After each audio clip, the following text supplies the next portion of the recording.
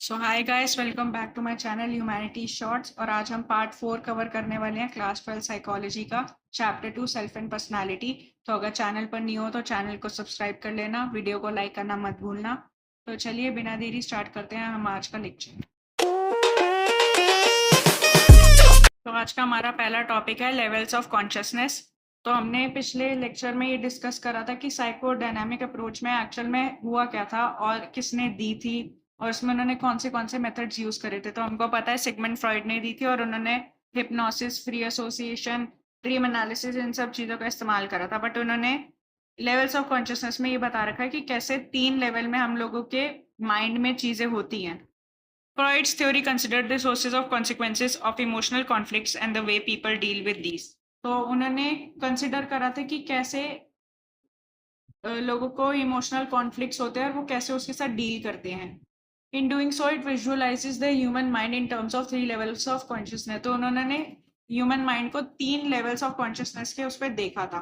पहला है conscious, which includes the thoughts, feelings and actions of which people are aware, जिसके बारे में इंसान को पता होता है। कोई भी थॉट्स जो चल रहे होते हैं, फीलिंग्स, एक्शंस, जैसे मैं आपको लोगों को पढ़ा रही हूँ इस वक्त, तो आपको पता है कि आपके आसपास क्या चल रहा है, मैं आपको क्या समझा रही हूँ।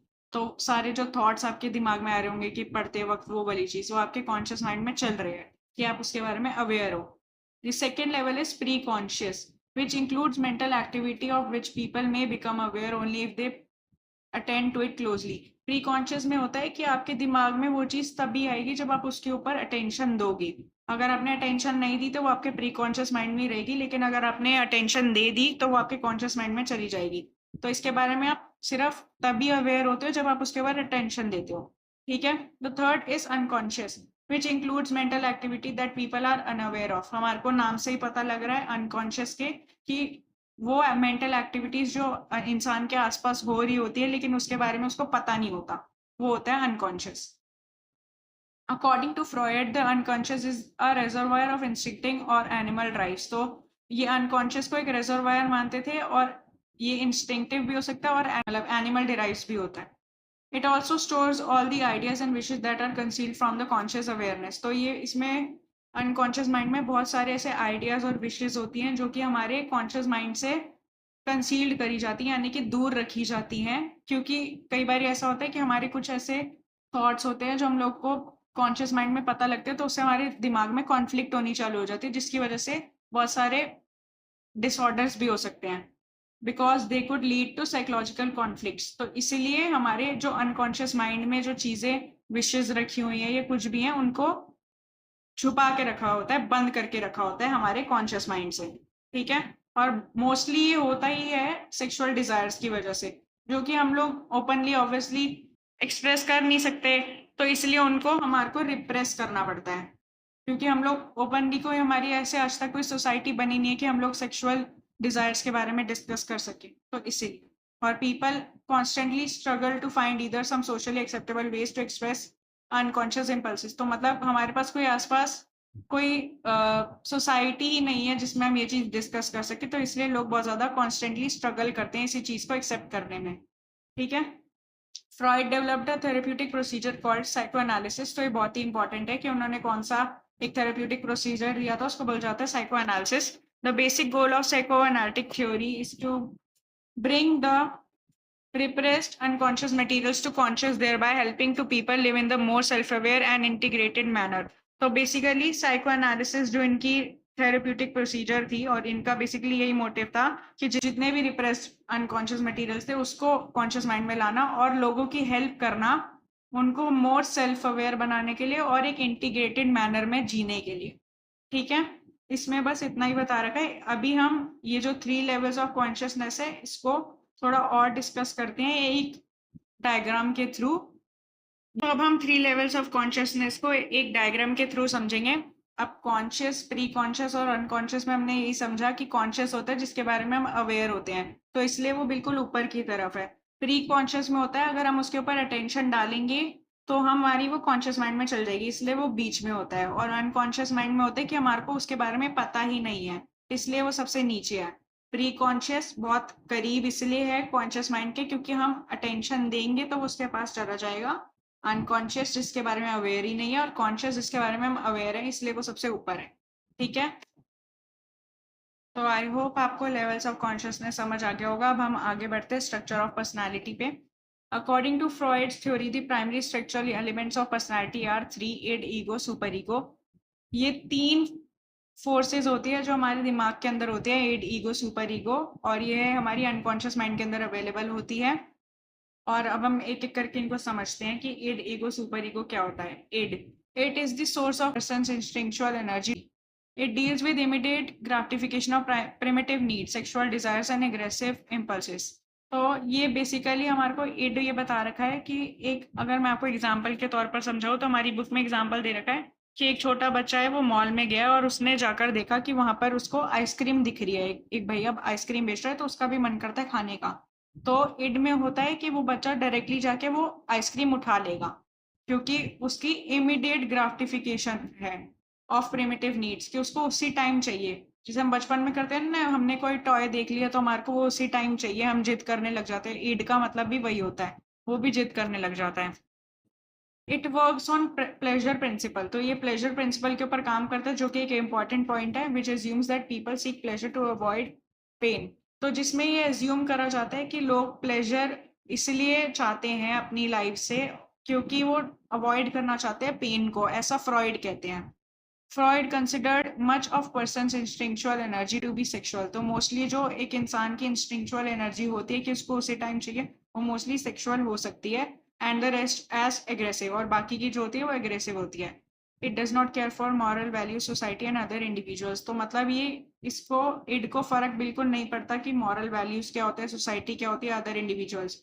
तो जैसे अगर हम छोटे बच्चे का एग्जाम्पल ले रहे हैं कि उसने जाकर आइसक्रीम देखी है, उसने कोई टॉय देखा, तो उसको उसी टाइम चाहिए, तो वो ये नहीं सोचेगा कि आसपास लोग कैसा सोच रहे हैं जब वो रो रहा होगा, या फिर सोसाइटी कैसे सोच रही है, मॉरल वैल्यूज या किसी भी इंडिविजुअल के बारे में उसके दिमाग में कुछ नहीं आएगा, क्योंकि उसको तो वो टॉय चाहिए।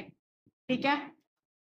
Ego, it grows out of id and seeks to satisfy an individual instinctual needs in accordance with reality. तो बेसिकली ये जो हमारा ईगो होता है, ये इड के अंदर से ही आता है। ये भी एक इंडिविजुअल की जो इंस्टिंक्चुअल नीड है उसको पूरा करता है, फुलफिल करता है, लेकिन in accordance with reality, reality के साथ काम करते करते। It works by reality principle, तो हमारा इड जो था वो होता है प्लेजर प्रिंसिपल, और जो हमारा ईगो होता है वो reality principle. And often directs the id to towards more appropriate ways of behaving, तो बेसिकली ये उसको गाइड करता है हमारी इड को कि हमारे को सही तरीके से काम करना है, सही तरीके से बिहेव करना है according to the society. For example, the id of a boy who wants an ice cream cone tells him to grab the cone and eat it.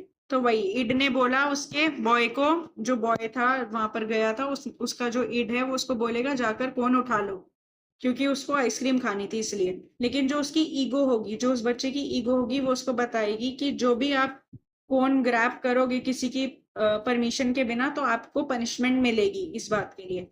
Working on the reality principle, the boy knows that the best way to achieve gratification is to ask for permission and to eat the cone.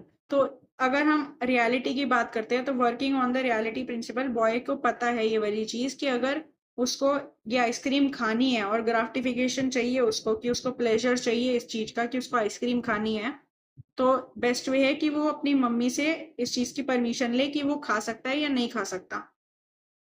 Thus, while it is demanding, unrealistic and works according to pleasure principle, it हमारा pleasure principle के उस पे चलता है, क्योंकि बहुत ही ज्यादा demanding होता है, अनरियलिस्टिक होता है, और उसको फर्क नहीं पड़ता मॉरल वैल्यूज और बाकी सारी चीजों से रिलेटेड। लेकिन हमारा जो ईगो होता है वो बहुत ही ज्यादा पेशेंट होता है, रीजनेबल होता है, बहुत सोच समझ के काम करता है, और works by the reality principle, reality को देख कर वो काम करता है। तो ये हमारा ईगो होता है। और super ego, the best way to characterize the super ego is to think it as the moral branch of mental functioning. तो इसको हम moral branch of mental functioning भी बोलते हैं। ये basically super ego as a parent का काम करता है to both id and ego, ये दोनों को बताता है कि gratification in a particular instance is ethical और नॉट, मतलब कि वो जो मांग रहे हैं बिना कोई सोचे समझे, या फिर अगर कोई रीजनेबल हो भी रहा है, वो चीज सही है कि नहीं है, वो ऐसा हमारा सुपर ईगो बताता है। ठीक है। It helps to control the id by internalizing the parental authority through the process of socialization. तो बेसिकली इसमें यही बता रखा है कि एक ऐसा पेरेंटल अथॉरिटी की तरह काम करता है और इड और ईगो को समझाता है कि ये चीज़ सही है कि नहीं है। तो हमारे माइंड में भी ऐसी सारी चीज़ें होती हैं, जैसे हम लोग रियलिटी में करते हैं कि एक छोटे बच्चे को बोला है कि ये चीज़ नहीं करनी है, तुमने अभी टॉय नहीं लेना, तो वो उसका जो इड ईगो है उसके लिए जो उसका सुपर ईगो है वो एज अ पेरेंटल अथॉरिटी काम करेगा। For example, if the boy sees and wants an ice cream cone and asks for his mother for it, his super ego will indicate that his behavior is morally correct. तो basically इसमें यही बता रखा है जो example हम ऊपर पढ़ कर आए थे कि जो बॉय था उसने देखा कि वहां पर आइसक्रीम कोन एक भैया बेच रहा है, तो उसने अपनी मम्मी से पूछा उसके लिए कि मैं खा सकता हूँ कि नहीं खा सकता, तो उसकी सुपर ईगो ये बोलेगा कि हाँ ये बिल्कुल सही सही बिहेवियर है। हमको अंदर से कई बार वो आती है ना, इंस्टिंक्ट्स आते हैं हमारे कि हाँ ये हमारा सही बिहेवियर है, वही होता है हमारा सुपर ईगो। तो ये मॉरली करेक्ट है, वो ऐसा बता रहे हैं। This approach towards the obtaining of ice cream will not create guilt, fear और एंग्जाइटी इन द बॉय। तो हम जब अपने पेरेंट्स से किसी चीज़ के लिए परमिशन लेकर जाते हैं तो हमारे को उस चीज़ का बाद में गिल्ट, फियर या एंग्जाइटी नहीं होती कि यार हमने अपने पेरेंट्स से पूछा नहीं था, वो वाली चीज़। Thus, in terms of intellectual functioning, Freud thought that the unconscious as being composed of three competing forces. तो इसमें three competing forces के बारे में बात कर रखी है जो कि एक conscious mind में available होती है। ठीक है, और इसमें कुछ important points है जिसके बारे में हम डिस्कस कर लेते हैं। Freud also assumed that it is energized by two instinctual forces called life instinct and death instincts. ठीक है, तो लाइफ और डेथ इंस्टिंक्ट दोनों के बारे में फ्रॉइड ने बोला था कि हो सकता है, उन्होंने अज्यूम करा था कि इड जो होता है वो एनर्जाइज करता है इन दो इंस्टिंक्चुअल फोर्सेस की वजह से। ठीक है, और he paid less attention to the death instinct and focus more on the life और सेक्सुअल इंस्टिंक्ट। तो उन्होंने लाइफ इंस्टिंक्ट के बारे में ज्यादा बात करी थी, डेथ इंस्टिंक्ट के ऊपर इतना फोकस नहीं करा था। The instinctual life force that energize the id is called libido. तो इसको लिबिडो बोला जाता है जो कि इड को एनर्जाइज करती है। ठीक है, it works on the pleasure principle and seeks immediate gratification. जो इड की बात करी थी वही है, इसको हम लिबिडो भी बोलते हैं। ठीक है, तो इन शॉर्ट हमारे को इस टॉपिक में यही बता रहे थे कि इड जो होता है हमारा प्लेजर प्रिंसिपल के ऊपर वर्क कर, कि अगर एक बच्चे ने टॉय देख लिया तो उसको उसी टाइम चाहिए। ईगो उसका रियलिटी प्रिंसिपल पर वर्क करता है कि ये चीज सही नहीं है, तो उसको परमिशन लेनी चाहिए अपने पेरेंट्स से कि उसको वो टॉय मिलेगा कि नहीं मिलेगा। और उसका सुपर ईगो जो कि मॉरल प्रिंसिपल के ऊपर काम करता है, एज अ पेरेंटल अथॉरिटी काम करता है, वो बोलेगा कि अगर आपने परमिशन ले लिया है और उसके बाद आपको आपके पेरेंट्स आपको लेकर दे रहे हैं टॉय, तो वो बहुत ही ज्यादा मॉरली करेक्ट है। तो ये तीन चीजें बहुत ही इंपॉर्टेंट है। ठीक है, तो हमारा नेक्स्ट टॉपिक है ईगो डिफेंस मैकेनिज्म्स। ये भी साइकोडायनामिक अप्रोच का ही पार्ट है।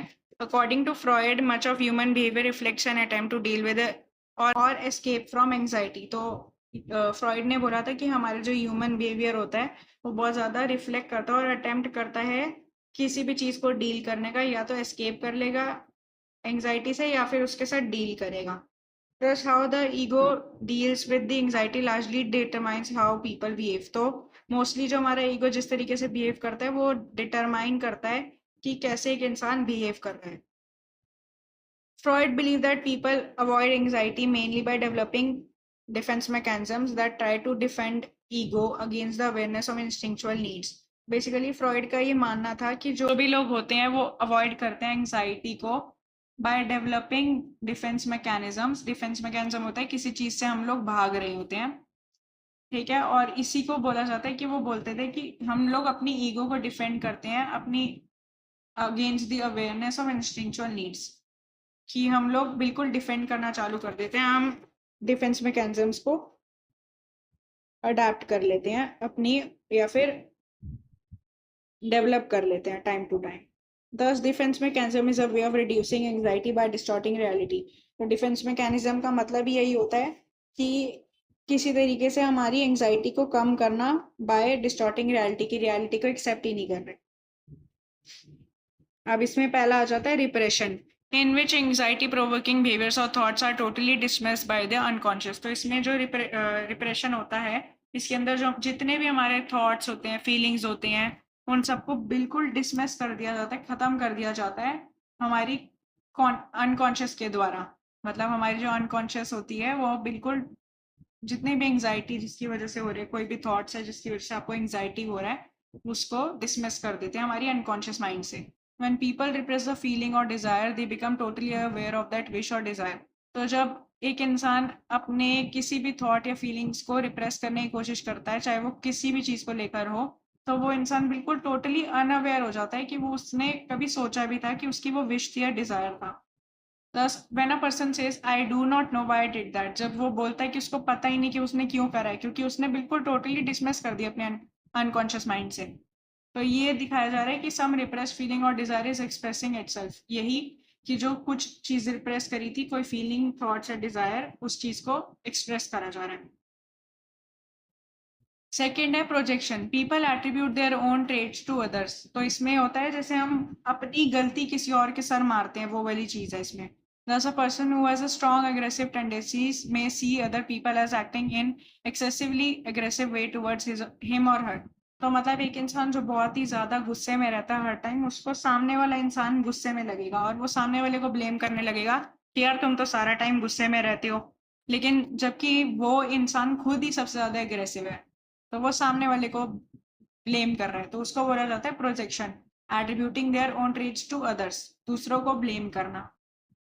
थर्ड है denial. A person who totally refuses to accept reality. जो इंसान मानने को ही तैयार नहीं है कि उसके साथ क्या हो गया है। जैसे इसमें एग्जांपल दे रखा है कि एक इंसान है जिसको HIV एड्स हो रखा है, लेकिन वो डिनाई कर रहा है कि उसको कोई इलनेस है, वो एक्सेप्ट ही नहीं कर रहा कि उसको कोई बीमारी है। या फिर बहुत सारे लोग ऐसे होते हैं जैसे कि किसी का कोई बहुत ही पास का इंसान, बहुत क्लोज फ्रेंड या क्लोज कोई भी मर जाता है, तो वो एक्सेप्ट नहीं कर पाते, यार ये कैसे होगा, ये चला कैसे गया, वो डिनायल में चले जाते हैं कि हो ही नहीं सकता, ये वाली चीज। नेक्स्ट है reaction formation. A person defends against anxiety by adopting behaviours opposite to his or her true feelings. तो बेसिकली इसमें ये दिखा रखा है रिएक्शन फॉर्मेशन में, जो एक इंसान होता है वो अपनी एंग्जाइटी को कैसे डिफेंड करता है, बाय अडॉप्टिंग फीलिंग्स जो कि उसकी एक्चुअल में है ही नहीं। तो बेसिकली जो उसकी ट्रू फीलिंग्स है उसके ऑपोजिट तरीके से वो बिहेव करता है ताकि वो अपनी एंग्जाइटी को डिफेंड कर सके। जिससे इसमें एग्जाम्पल दे रखा है, a person with strong sexual urges who channels his or her energy into religious fervor। तो बेसिकली एक इंसान जिसकी बहुत ज्यादा सेक्सुअल अर्जेस हैं, वो अपनी एनर्जी को ज्यादा पुट कर रहा है रिलीजियस चीजों में, ताकि जो उसकी जो ट्रू फीलिंग्स हैं उसके ऑपोजिट वो काम कर सके और उसकी जो एंग्जाइटी जिस वजह से उसको हो रही है उसको डिफेंड कर सके। ठीक है। Next is rationalization. A person try to make unreasonable feelings और behaviour seen reasonable and acceptable. तो एक इंसान जो कि बहुत ही अनरीजनेबल फीलिंग्स है और बिहेवियर्स है, उसको एक रीजनेबल चीज बनाना। जैसे for example, when a student buys a set of new pens after doing poorly in an examination. तो मतलब एक बच्चा था जिसके एग्जाम में अच्छे मार्क्स नहीं आए, तो उसने बोला कि मैंने अच्छे पेन से नहीं लिखा था इसलिए मेरे अच्छे नंबर नहीं आए।